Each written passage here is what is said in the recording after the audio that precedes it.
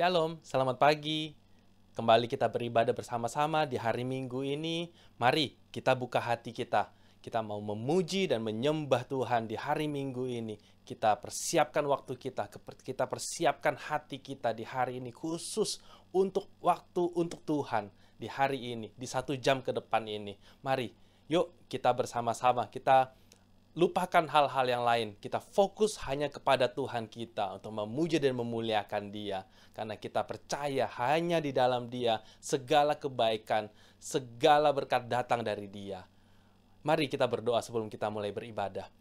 Bapa, kami ucap syukur padamu ya Bapa. Di hari Minggu ini ya Bapa, kami masih dapat bersama-sama ya Bapa untuk memuji dan memuliakan nama-Mu ya Bapa. Untuk bersama-sama ya Bapa beribadah ya Bapa. Walaupun kami masih beribadah lewat online, kami percaya ya Bapa, di dalam nama-Mu ya Bapa tidak ada tembok-tembok yang dapat memisahkan kami ya Bapa. Tidak ada tembok yang dapat menjauhkan kami ya Bapa. Walaupun kami jauh satu sama lain Bapa, tetapi kami bersama-sama ya Bapa untuk bersatu hati ya Bapa untuk memuji dan memuliakan nama-Mu di sini ya Bapa. Oh, di dalam nama Yesus, haleluya, amin.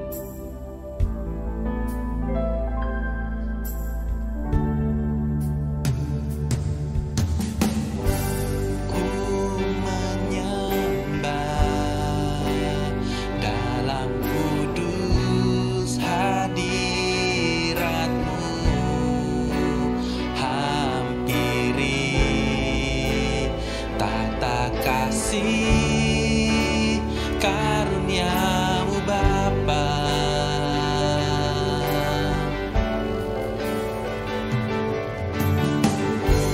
kekuatanku hanya dalam hadirat-Mu, Yesusku, hanya Kaulah segalanya.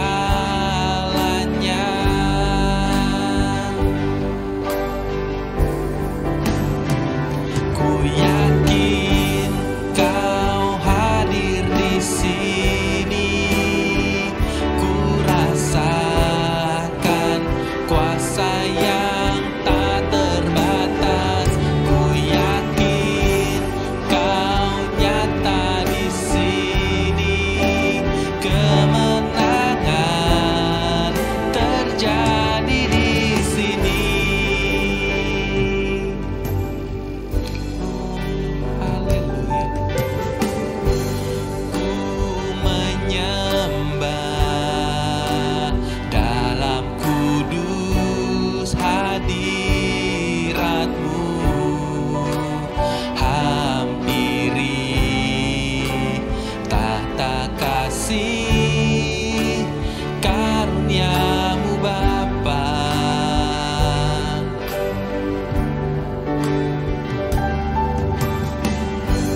Kekuatanku hanya dalam hadirat-Mu, Yesusku, hanya Kaulah segalanya.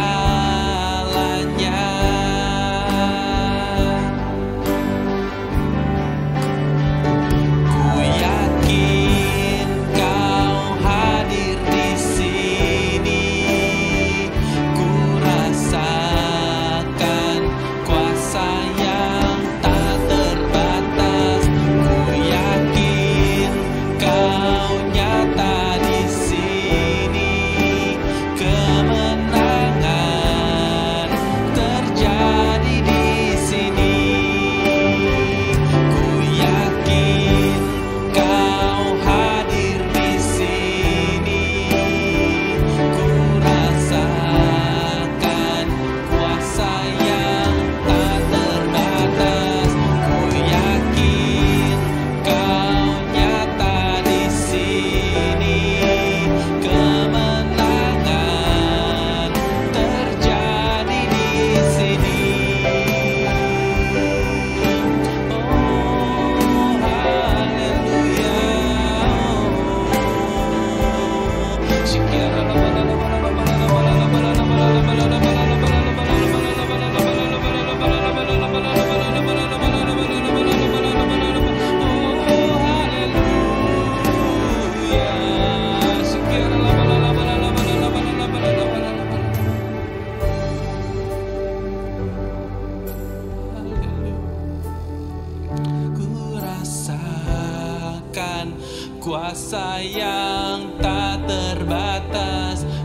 yakin Kau nyata di sini, kemenangan terjadi di sini. Ku yakin Kau hadir di sini, ku rasakan kuasa yang tak terbatas. Ku yakin Kau nyata di sini, kemenangan terjadi di sini, kesembuhan terjadi di sini, kelepasan terjadi di sini. Oh, haleluya.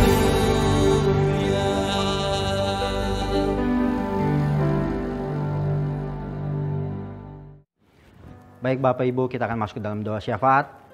Bapa, kami berterima kasih buat segala penyertaan dan lawatan-Mu. Kami saat ini berdoa buat gembala pembina kami, Bapak Pendeta Insinyur Niko, beserta dengan keluarga besar, berikan kesehatan dan kekuatan-Mu, serta pengurapan-Mu.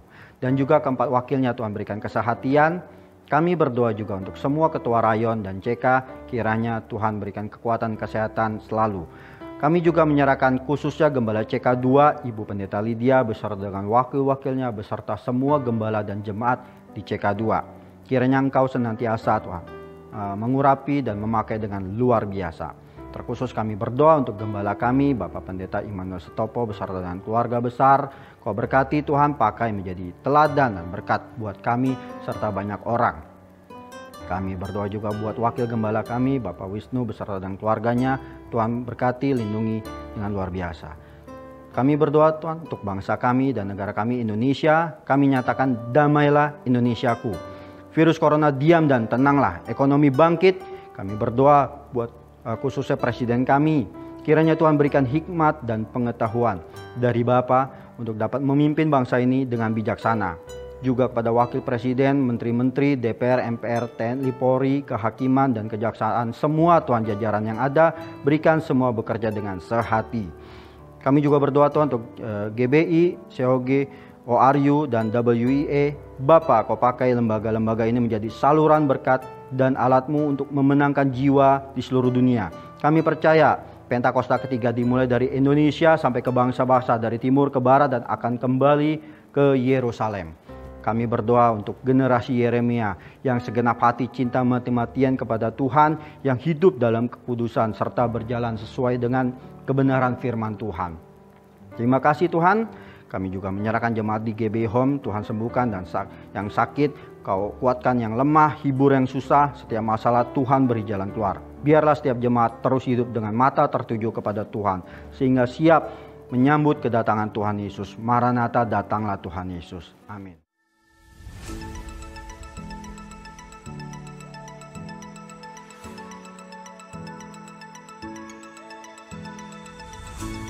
Ibadah minggu depan akan dilaksanakan pada hari Minggu pukul 11. Ibadah bersama dilaksanakan melalui aplikasi Zoom. Diharapkan jemaat dapat mengambil waktu untuk masuk ke hadirat Tuhan di rumah masing-masing, berdoa bersama keluarga pukul 9 malam setiap hari. Mari bergabung bersama keluarga untuk menikmati dan merasakan hadirat dan pengurapan Roh Kudus lewat rumah doa GBI Home Palem Galaksi setiap hari Selasa pukul 8 malam via Zoom. Untuk para wanita, bergabunglah di dalam ibadah doa wanita yang diadakan setiap hari Rabu pukul 7.30 malam via Zoom. Bagi jemaat yang rindu bersekutu dan bertumbuh di dalam Yesus, kami undang untuk bergabung bersama di dalam komunitas Kul yang dilaksanakan setiap hari Kamis. Kul dilakukan melalui aplikasi Zoom. Silakan menghubungi Bapak Catur di nomor 0857 1550 2817 untuk mendapatkan undangan. Persembahan dapat disalurkan melalui rekening berikut. Persembahan umum dan perpuluhan BCA 07376 07376 atas nama GBI Palem Galaksi. Atau dapat menggunakan QR Code berikut ini. Scan QR Code yang tertera di layar dan selanjutnya dapat mengikuti proses yang tertera pada aplikasi e-payment Anda. persembahan misi dan diakonia BCA 073 073 6789 atas nama GBI Palem Galaksi. Pembangunan Rumah Tuhan BCA 07305 07305 atas nama GBI Palem Galaksi. Kami GBI Home mengucapkan terima kasih bagi Bapak Ibu yang sudah mentransfer persembahan ke rekening GBI Home. Tuhan memberkati saudara dengan berlimpah-limpah. Demikian pengumuman yang dapat kami sampaikan. Tuhan Yesus memberkati.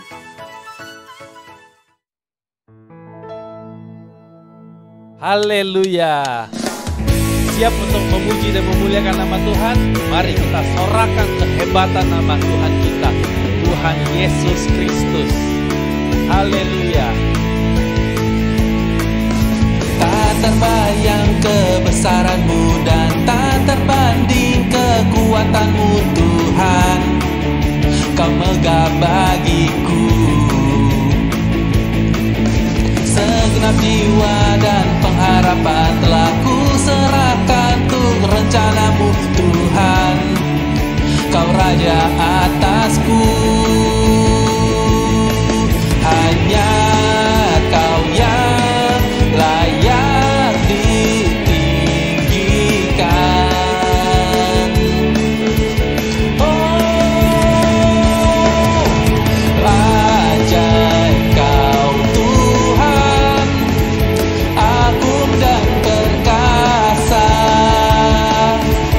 Kau sumber kemenanganku, layak berkuasa, memerintah selamanya.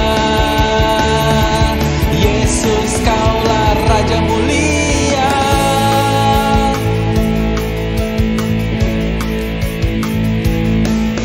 Tak terbayang kebesaran-Mu dan tak terbanding kekuatan-Mu Tuhan. Kau megah bagiku. Segenap jiwa dan pengharapan telah ku serahkan untuk rencana-Mu Tuhan.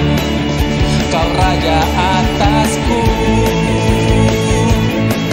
Hanya Kau yang layak ditinggikan.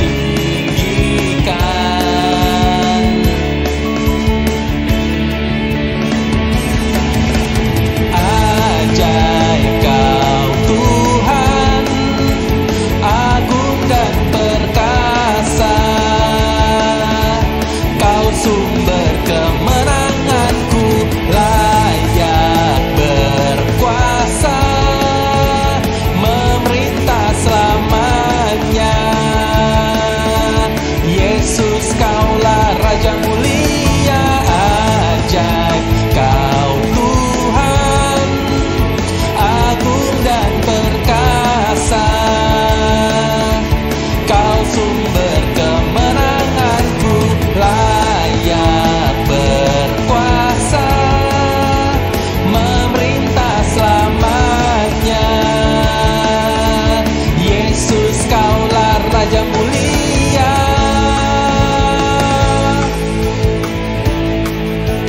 Raja mulia.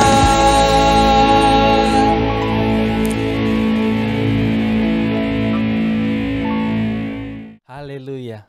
Mari kita persiapkan hati kita akan menerima firman Tuhan. Bapa, kami ucap syukur padamu ya Bapa. Kami masih diizinkan Bapa untuk beribadah bersama di tempat ini ya Bapa, di hari ini ya Bapa. Ya Bapa, kami buka hati kami ya Bapa untuk kami dapat menerima firman-Mu ya Bapa. Biarlah apa yang disampaikan oleh hamba-Mu ya Bapa akan menjadi rema bagi hidup kami ya Bapa. Dan apa yang disampaikan oleh hamba-Mu ini ya Bapa, biarlah itu menjadi isi hati-Mu ya Bapa yang ingin Kau sampaikan kepada kami satu ya Bapa. Di dalam nama Yesus kami berdoa. Haleluya. Seperti rusa rindu sungaimu, jiwaku rindu Engkau.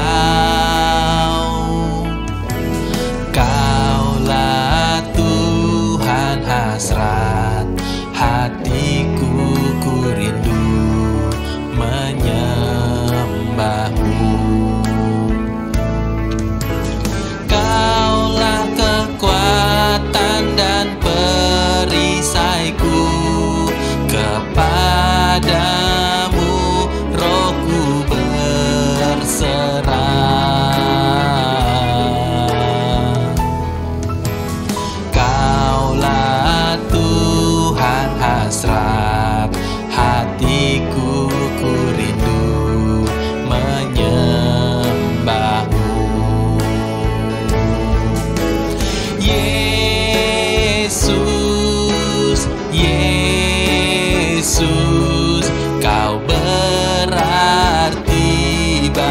bagiku. Oh Yesus, Yesus, Kau segalanya bagiku.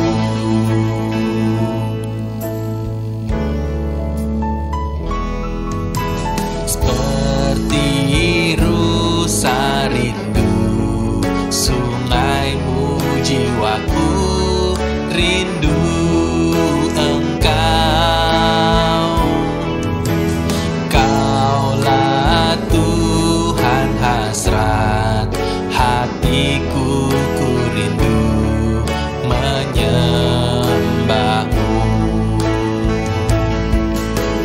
Kaulah kekuatan dan perisaiku, kepadamu rohku berserah.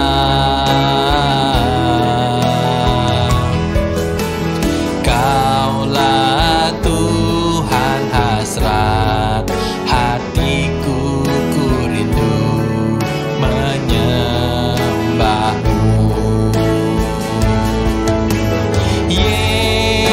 Yesus, Yesus,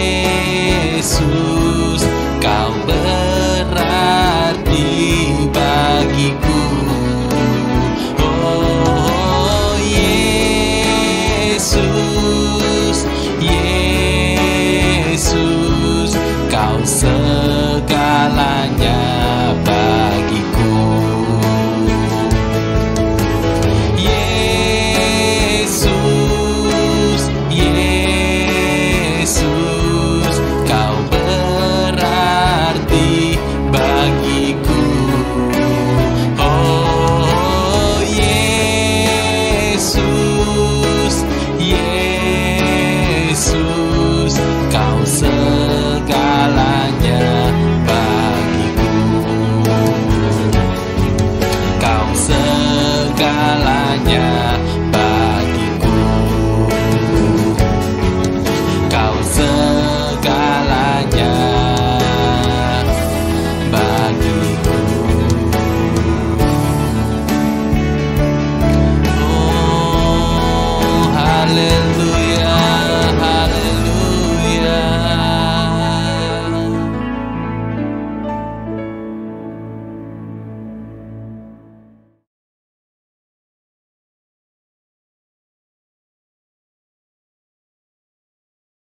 Shalom semuanya. Kalau kita melihat Wahyu 2 ayat 1 sampai dengan 7, ini adalah pesan Tuhan Yesus kepada jemaat di Efesus. Tuhan Yesus berkata, Aku tahu segala pekerjaanmu, baik jerih payahmu maupun ketekunanmu. Aku tahu bahwa engkau tidak dapat sabar terhadap orang-orang jahat. Ada yang menyebut dirinya rasul, tetapi sebenarnya mereka berdusta. Engkau tetap sabar dan menderita oleh karena namaku, dan engkau tidak mengenal lelah. Engkau juga membenci segala perbuatan pengikut-pengikut Nikolaus yang juga aku benci. Namun demikian, aku mencela engkau, karena engkau telah meninggalkan kasihmu yang semula. Sebab itu ingatlah betapa dalamnya engkau telah jatuh. Bertobatlah dan lakukanlah lagi apa yang semula engkau lakukan. Jika tidak demikian, aku akan datang kepadamu, dan aku akan mengambil kaki dianmu dari tempatnya, jikalau engkau tidak bertobat. Sesuai dengan penjelasan Alkitab penuntun hidup berkelimpahan, yang dimaksudkan dengan mengambil kaki dianmu, artinya menolak dan mengeluarkan dari dalam kerajaannya, yang berarti kehilangan keselamatan. Pesan Tuhan Yesus kepada jemaat di Efesus ini juga berarti pesan buat kita semua, yang dapat disimpulkan sebagai berikut. Kalau kita melihat apa yang dilakukan jemaat di Efesus untuk melayani pekerjaan Tuhan, itu sungguh luar biasa. Tetapi apapun yang mereka lakukan untuk melayani pekerjaan Tuhan, meskipun itu sungguh luar biasa, Tetapi kalau tidak didasarkan kepada kasih yang semula, maka Tuhan akan berkata, betapa dalamnya engkau telah jatuh. Bertobatlah dan lakukan lagi apa yang semula engkau lakukan. Jika tidak demikian, maka engkau akan kehilangan keselamatan. Tetapi barang siapa menang, artinya kembali kepada kasih yang semula, maka akan diberi makan dari pohon kehidupan yang ada dalam taman Firdaus Allah, yang artinya akan masuk sorga. Ini suatu peringatan yang tidak main-main dan sangat serius. Karena itu saya akan mengajak saudara untuk melihat diri kita. Mungkin kita kelihatan begitu rajin, tekun, sabar, mau menderita dalam melayani pekerjaan Tuhan.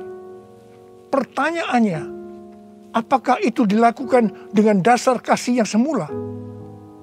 Banyak orang yang kelihatan luar biasa dalam melayani pekerjaan Tuhan, bukan karena didasarkan kepada kasih yang semula, tetapi karena kewajiban atau ada motivasi yang lain.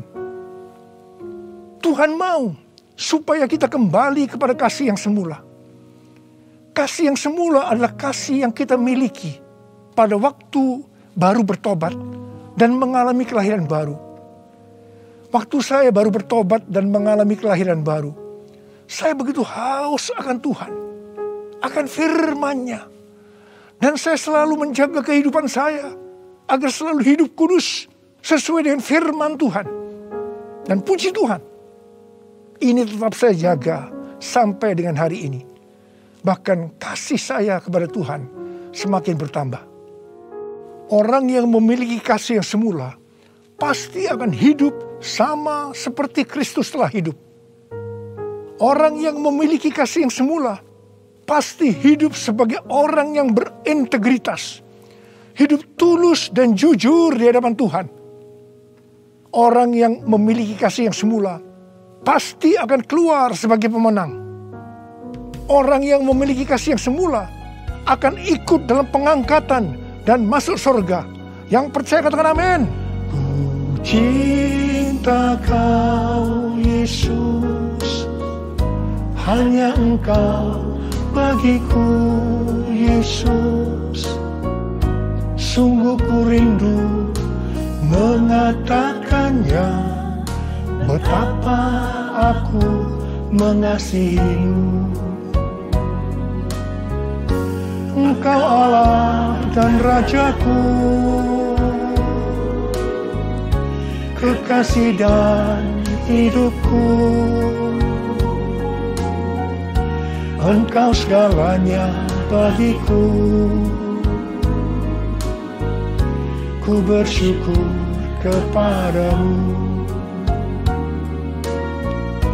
Ku bersyukur kepadamu.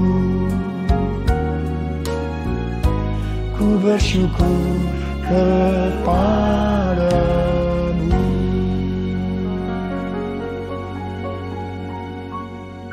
Pada waktu Tuhan Yesus ditanya oleh murid-muridnya tentang tanda kedatangannya kembali dan tanda kesudahan dunia ini, Tuhan Yesus menjawab dalam Lukas 21 ayat 11 bahwa salah satunya adalah penyakit sampar. Jadi COVID-19 ini adalah salah satu tanda dari kedatangan Tuhan Yesus kembali dan tanda kesudahan dunia ini. Awal tahun 2009, Tuhan berbicara kepada saya dengan sangat serius dari Wahyu 3 ayat 11 bagian A. Aku datang segera. Aku datang segera. Saya gemetar dan bertanya, Tuhan, apa yang akan Tuhan lakukan? Dan apa yang harus saya kerjakan? Lebih kurang 6 bulan kemudian, Tuhan baru menjawab pertanyaan saya dengan berkata, Aku akan mencurahkan rohku. Aku akan mencurahkan rohku. Pada saat aku mencurahkan rohku, akan terjadi seperti Yoel 2, ayat 28 sampai dengan 32. Akan ada 3 tanda yang terjadi. Tanda yang pertama, anak-anak pemuda, orang tua akan dipakai Tuhan secara luar biasa. Tanda yang kedua, mujizat-mujizat akan terjadi secara luar biasa. Tanda yang ketiga, goncangan-goncangan juga terjadi secara luar biasa. Melalui 3 tanda ini, maka Yoel 2 ayat 32 akan terjadi. Yaitu akan banyak orang yang berseru kepada nama Tuhan. Dan mereka yang berseru kepada nama Tuhan akan diselamatkan. Jadi akan terjadi penuaian jiwa besar-besaran. Tahun 2013, Tuhan memberikan nama untuk pencurahan Roh Kudus ini adalah Pentakosta yang ketiga. Jadi salah satu tanda terjadinya Pentakosta yang ketiga adalah goncangan-goncangan. Sejak tahun 2009, hampir di setiap khotbah saya selalu mengingatkan tentang goncangan ini. Saya sering berkata, kalau saudara percaya akan terjadi goncangan-goncangan, katakan amin. Tetapi sering aminnya hanya sekedar berkata amin saja. Saya selanjutnya akan berkata, saudara tidak berkata amin pun, goncangan pasti terjadi. Biasanya kita akan tertawa setelah saya berkata seperti itu. Tetapi siapa mengira tanggal 2 Maret tahun 2020, Presiden Jokowi mengumumkan bahwa COVID-19 masuk ke Indonesia. Mulai saat itu goncangan karena pandemi COVID-19 mulai terjadi dan sampai dengan hari ini belum selesai. Banyak orang yang khawatir, ketakutan, bosan, jenuh, depresi. Ada juga yang sakit dan tidak sedikit yang meninggal. Pandemi ini juga mengakibatkan terjadinya krisis ekonomi. Ditambah lagi hari-hari ini pandemi semakin ganas dengan adanya varian Delta yang membuat penularannya jauh lebih cepat. Yang paling penting yang harus kita lakukan dalam menghadapi pandemi ini adalah kita harus makin sungguh-sungguh untuk mempersiapkan diri kita dalam menyambut kedatangannya yang kedua kali. Sebab Tuhan Yesus sendiri berkata bahwa sampar dalam hal ini COVID-19 adalah salah satu tanda akan kedatangannya yang kedua kali. Karena itu, seperti pesan Tuhan Yesus kepada jemaat di Efesus, yang berarti ini juga pesan buat kita semua pada zaman ini, bahwa kita harus kembali kepada kasih yang semula. Sebab hanya orang yang memiliki kasih yang semula yang akan ikut dalam pengangkatan. Yang percaya katakan amin.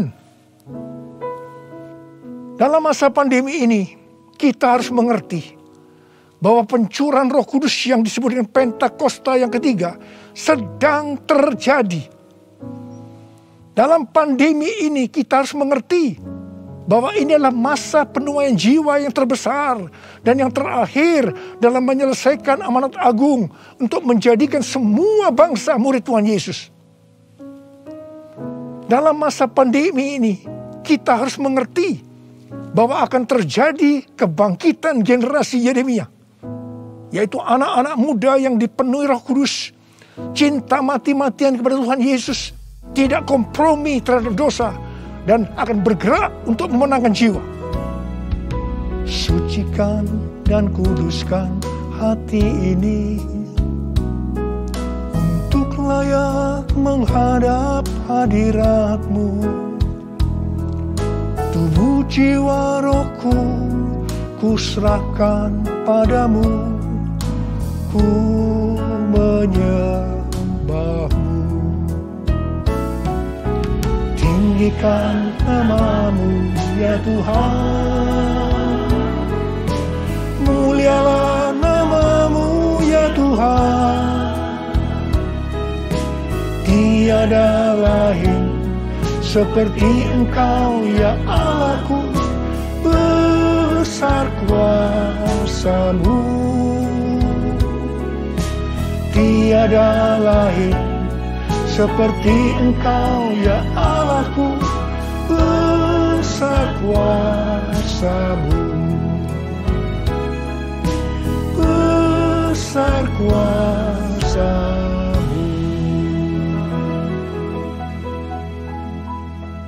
Mazmur 127 ayat 1 dan 2 berkata, jikalau bukan Tuhan yang membangun rumah, sia-sialah usaha orang yang membangunnya.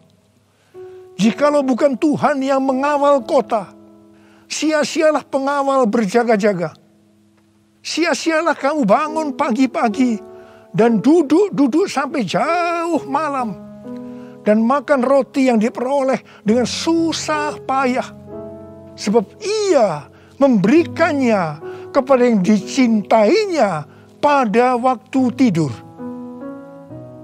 Ayat ini mengingatkan kita bahwa dalam segala hal, termasuk dalam masa pandemi ini, kita harus mengandalkan Tuhan.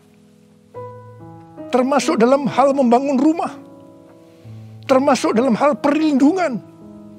Sesuai dengan Mazmur 91 dikatakan, kalau kita menjadikan Tuhan sebagai tempat perlindungan dan kubu pertahanan kita, maka kita tidak usah takut terhadap kedahsyatan malam, terhadap panah yang terbang di waktu siang, terhadap penyakit sampar yang berjalan di dalam gelap, terhadap penyakit menular yang mengamuk di waktu petang, termasuk dalam hal mencari nafkah di tengah-tengah krisis ekonomi yang terjadi hari-hari ini. Kita harus tetap mengandalkan Tuhan. Mungkin ada di antara saudara yang kena PHK, atau mungkin mengalami kesulitan karena banyak faktor sehingga mengalami kerugian, kesulitan untuk mencari keuntungan. Tetapi sesuai dengan ayat firman Tuhan tadi, kita diingatkan bahwa Tuhan justru akan memberikan berkat-Nya kepada yang dicintainya pada waktu tidur. Berkat yang diberikan pada waktu tidur di sini bisa diartikan berkat yang diberikan bukan karena kehebatan kita, bukan karena prestasi kita, bukan karena kekuatan kita, bukan karena kepandaian kita, juga bukan karena usaha kita yang mati-matian. Dan berkat yang seperti itu hanya diberikan kepada orang yang dicintainya. Haleluya! Kalau kita mengandalkan Tuhan, kita pasti menjadi orang yang dicintai Tuhan. Orang yang mengandalkan Tuhan adalah orang yang mengikuti segala perintah yang diberikan tanpa ragu-ragu, tanpa banyak pertanyaan, tanpa bersungut-sungut, tetapi dengan hati yang percaya disertai ucapan syukur.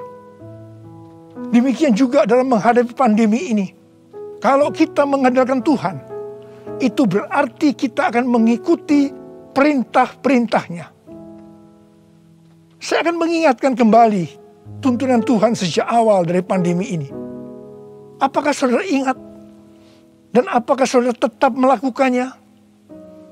Mungkin ada yang berpikir bahwa pandemi ini sesuatu yang biasa.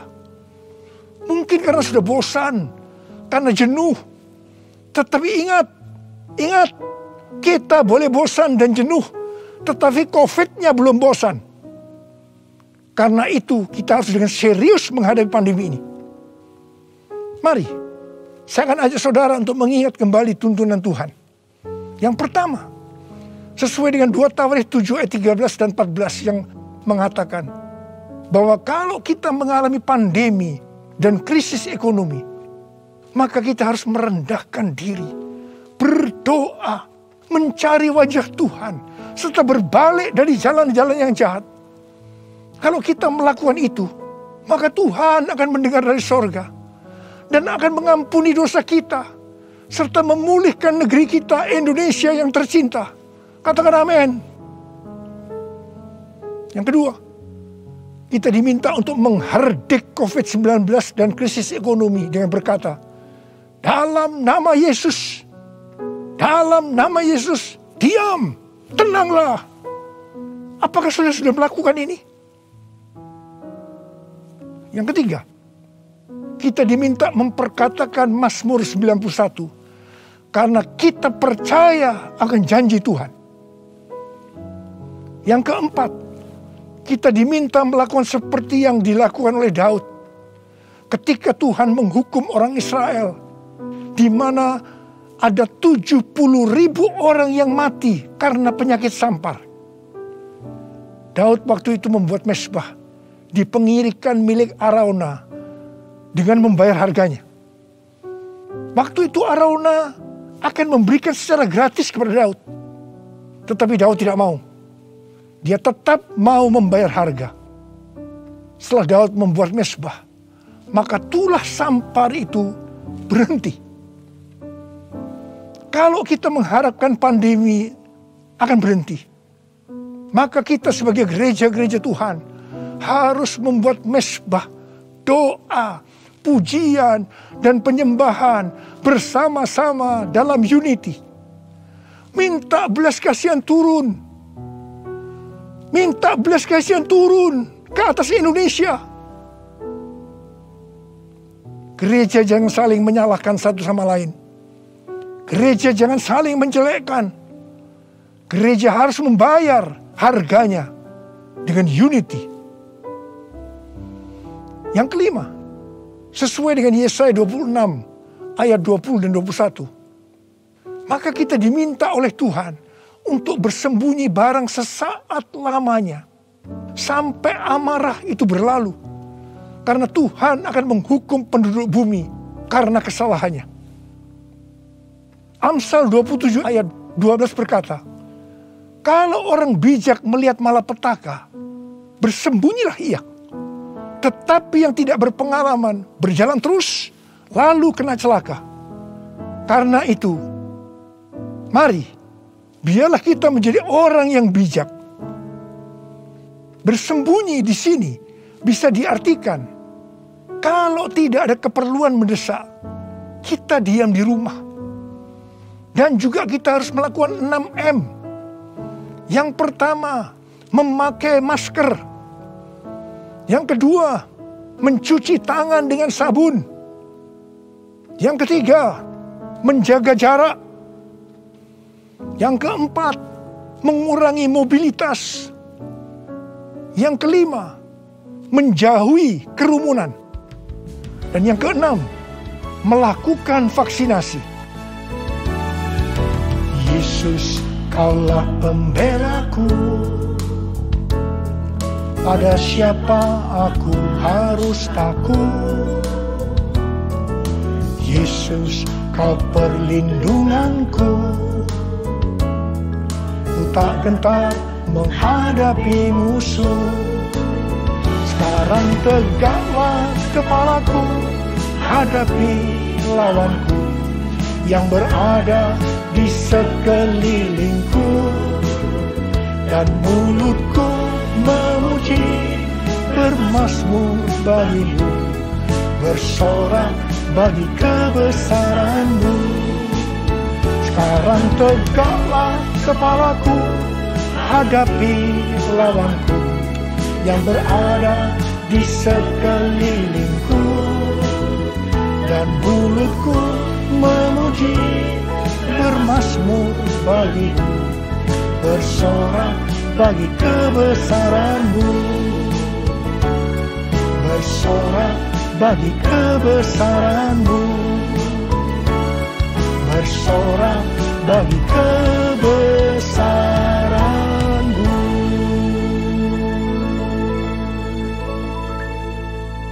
Pada tahun 1918 sampai 1920, pernah terjadi pandemi yang disebutkan dengan flu Spanyol.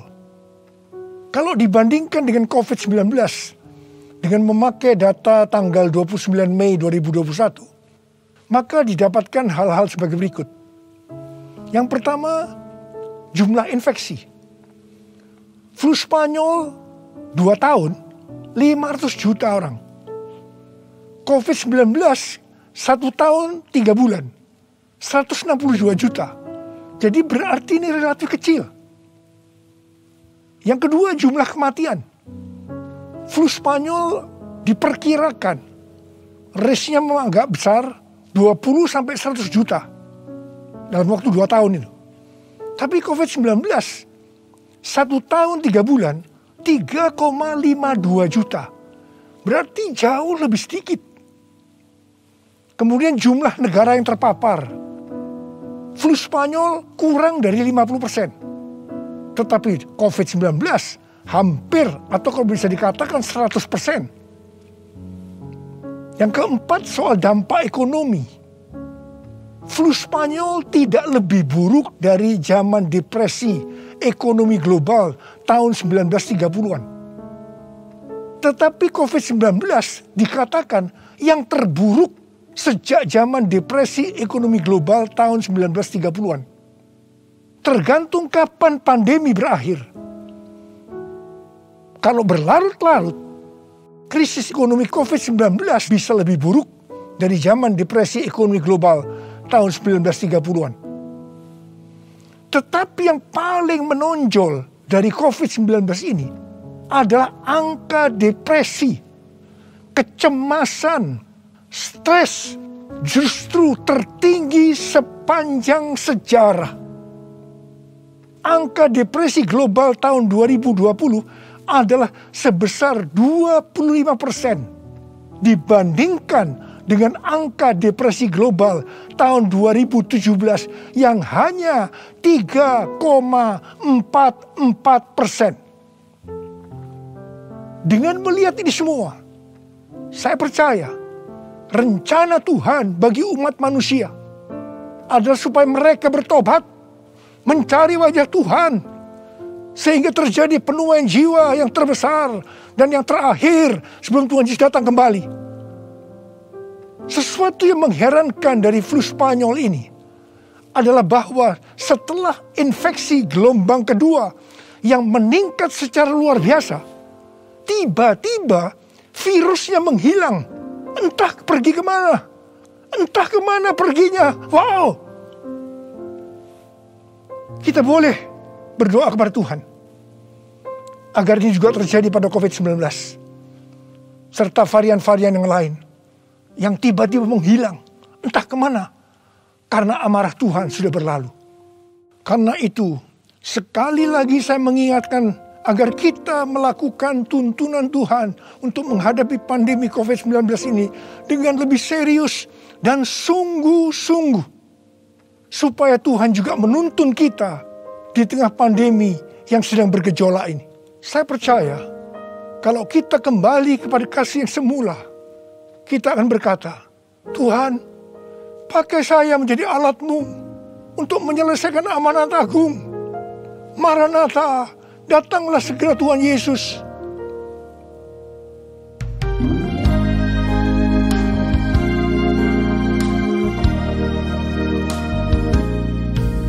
Tuhan, ini aku, jadikanlah ku alat-Mu untuk memberitakan Injil-Mu.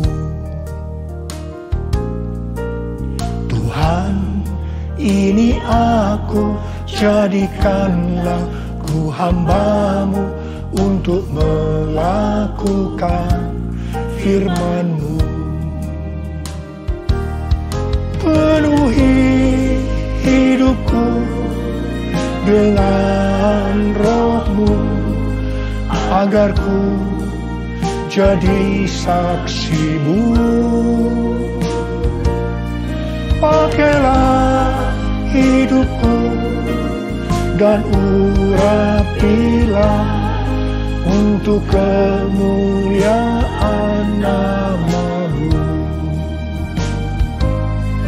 untuk kemuliaan nama-Mu, untuk kemuliaan nama-Mu. Uriala basyara la bakana marabala bala bala bala bala. Oh ya la la bara bara bara bara bara bara bara bara. Oh ya la la bala bala bala bala bala bala. Ada berapa banyak di antara saudara yang berkata kepada Tuhan, Tuhan, ini saya Tuhan, ini saya Tuhan, pakailah saya menjadi alat-Mu untuk menyelesaikan amanat agung Tuhan Yesus. Saudara boleh angkat tangan saudara. melihat anak-anakmu yang sedang mengangkat tangan Tuhan. Mereka siap Tuhan menjadi alat-Mu. Pakai mereka untuk menyelesaikan amanat agung Tuhan Yesus. Terima pengurapan Tuhan. Terima.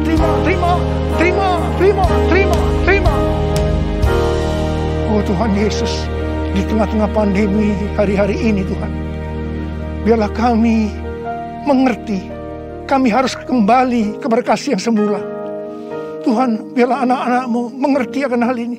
Mereka akan kembali kepada kasih yang semula ya Tuhan. Bapa-Mu berdoa buat mereka yang sekarang sedang terpapar dengan COVID-19 ini Tuhan. Mereka yang sekarang sedang mengalami krisis dalam ekonomi mereka. Tolong mereka Tuhan. Tolong anak-anak-Mu. Tolong mereka. Kasihanilah mereka Tuhan. Kasihani Indonesia. Kasihani Indonesia Tuhan. Kasihani Indonesia. Belas kasihan Tuhan turun ke atas kamu semua. Belas kasihan Tuhan turun ke atas Indonesia. Terima kasih. Terima kasih dalam nama Yesus. Dalam nama Yesus. Haleluya. Amin. Mari saudara, kita akan masuk dalam perjamuan kudus. Kita akan mengingat ayat ini. Sebab setiap kali kamu makan roti ini dan minum cawan ini, kamu memberitakan kematian Tuhan sampai Ia datang. Perjamuan kudus adalah perjamuan Tuhan Yesus sendiri. Setiap kali kita masuk dalam perjamuan kudus, Tuhan Yesus selalu berkata, biarlah ini menjadi peringatan akan daku. Biarlah ini menjadi peringatan akan daku. Mari, arahkan hati kita kepada kebaikan Tuhan. Mari, tundukkan kepala. Bapa, siapakah kami ini sebelum kami mengenal Engkau?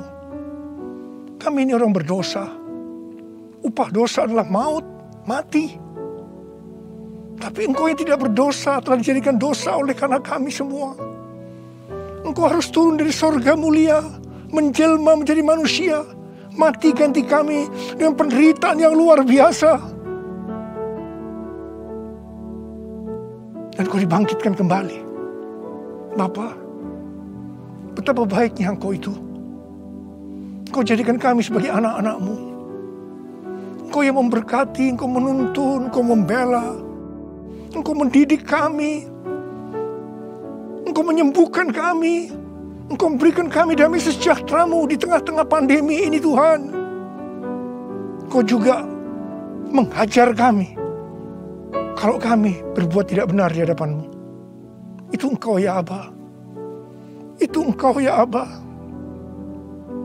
Betapa baiknya Engkau itu. Tuhan akan memberkati saudara melalui perjamuan kudus.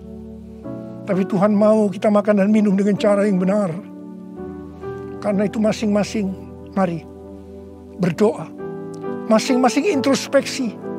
Lihat keadaan diri kita masing-masing saat ini. Kalau ada dosa yang selama ini belum diselesaikan dengan Tuhan, ini saatnya. Sebelum kita masuk dalam perjamuan kudus, kita selesaikan di hadapan Tuhan. Minta ampun. Minta ampun.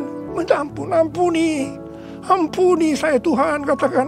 Ampuni saya. Ampuni saya. Engkau melihat anak-anak-Mu sedang meminta ampun ya Tuhan. Ampuni, ampuni ya Tuhan, ampuni. Bapa terima kasih. Layakkan kami masuk dalam perjamuan kudus. Berkatilah kami semua. Engkau mengasihi kami semua ya Tuhan. Kami akan masuk dalam perjamuan kudus dengan hati yang penuh ucapan syukur. Dalam nama Yesus. Amin. Sekarang, mari angkat roti di tangan kanan kita tinggi-tinggi. Sebab apa yang telah kuteruskan kepadamu telah aku terima dari Tuhan. Yaitu bahwa Tuhan Yesus pada malam waktu Ia diserahkan mengambil roti. Dan sesudah itu Ia mengucap syukur atasnya. Ia memecah-mecahkannya dan berkata, inilah tubuhku yang diserahkan bagi kamu. Perbuatlah ini menjadi peringatan akan aku. Sudah dikasih Tuhan. Bukankah roti yang kita pecah-pecahkan ini adalah persekutuan kita dengan tubuh Kristus? Mari kita makan dalam nama Yesus.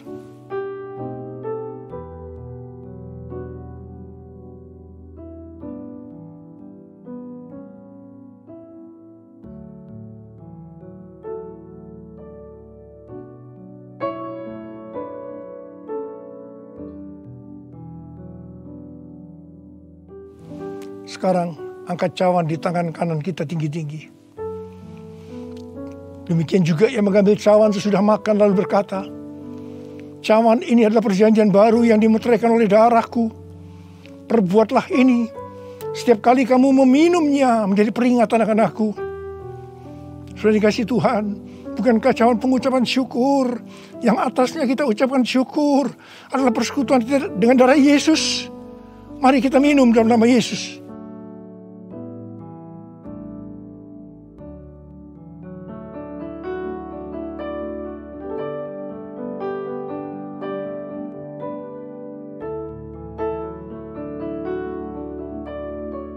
Mari angkat tangan kita. Ucapkan syukur dengan suara, jangan diam. Jangan diam. Oh ralabasyaratana mayararabarabara.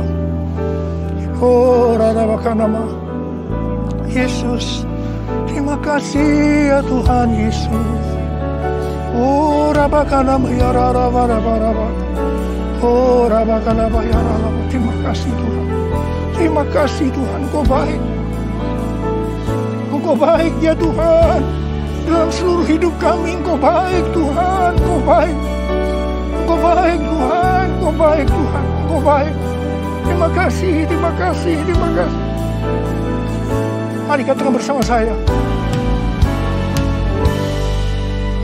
All my life you have been faithful, and all my life you have been so good. With every breath that I am able, I will sing of the goodness of God. All my life you have been faithful, and all my life you have been so good. With every breath that I am able, I will sing of the goodness of God. I will sing of the goodness of God. I will sing of the goodness of God.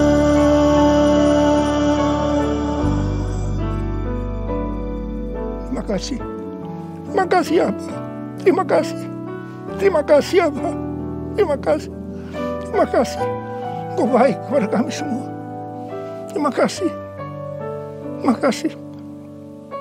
Dalam nama Yesus. Amin. Angkat tangan saudara. Terimalah berkat Tuhan. Kasih karunia yang berlimpah-limpah daripada Allah Bapa dalam Anak yang tunggal Yesus Kristus. Persekutuan yang manis dengan Roh Kudus menyertai saudara sekalian mulai hari ini. Sampai Tuhan Yesus datang menjemput kita di awan-awan dan bahkan sampai selama-lamanya. Yang percaya bersama-sama katakan, Amin. Mari bersama-sama perkatakan iman dalam Mazmur 91. Dalam lindungan Allah. Orang yang duduk dalam lindungan yang maha tinggi dan bermalam dalam naungan yang maha kuasa akan berkata kepada Tuhan, tempat pelindunganku dan kubu pertahananku, Allahku yang kupercayai. Sungguh Tuhanlah yang akan melepaskan aku dari jerat penangkap burung, dari penyakit sampar yang busuk. Dengan kepaknya Tuhan akan menundungi aku, di bawah sayapnya aku akan berlindung, kesetiaannya ialah perisai dan pagar tembok. Aku tak usah takut terhadap kedahsyatan malam, terhadap panah yang terbang di waktu siang, terhadap penyakit sampar yang berjalan di dalam gelap, terhadap penyakit menular yang mengamuk di waktu petang. Walau 1000 orang rebah di sisiku dan 10.000 di sebelah kananku, tetapi itu tidak akan menimpa aku. Aku hanya menontonnya dengan mataku sendiri dan melihat pembalasan terhadap orang-orang fasik. Sebab Tuhan ialah tempat pelindunganku, yang maha tinggi telah kubuat tempat perteduhanku. Malapetaka tidak akan menimpa aku, dan tulah tidak akan mendekat kepada kemahku. Sebab malaikat-malaikatnya akan diperintahkannya kepadaku untuk menjaga aku di segala jalanku. Mereka akan menatang aku di atas tangannya, supaya kakiku jangan terantuk kepada batu. Singa dan ular tedung akan kulangkahi. Aku akan menginjak anak singa dan ular naga. Sungguh hatiku melekat kepada Tuhan, maka Tuhan akan meluputkan aku. Tuhan akan membentengi aku, sebab aku mengenal namanya. Bila aku berseru kepada Tuhan, Tuhan akan menjawab aku. Tuhan akan menyertai aku dalam kesesakan. Tuhan akan meluputkan aku dan memuliakan aku. Dengan panjang umur akan Tuhan kenyangkan aku, dan akan Tuhan perlihatkan kepadaku keselamatan daripadanya. Amin. Mari saya undang jemaat yang dikasihi Tuhan untuk kita bersama-sama memperkatakan apa yang dimaksud dengan Pentakosta ketiga. Pentakosta ketiga adalah pencurahan Roh Kudus yang dahsyat di zaman ini melebihi yang terjadi di Azusa Street. Pentakosta ketiga akan mengakibatkan penuaian jiwa yang terbesar dan yang terakhir sebelum Tuhan Yesus datang kembali. Pentakosta ketiga akan membangkitkan generasi Yeremia, yaitu anak-anak muda yang dipenuhi Roh Kudus, cinta mati-matian kepada Tuhan Yesus, tidak kompromi terhadap dosa, dan akan bergerak untuk memenangkan jiwa. Pentakosta ketiga lahir di Indonesia dan bergerak ke bangsa-bangsa. Gerakan ini dari timur ke barat dan akan kembali ke Yerusalem. Pentakosta ketiga akan memberikan kuasa untuk menyelesaikan amanat agung, dan setelah itu Tuhan Yesus datang kembali. Amin.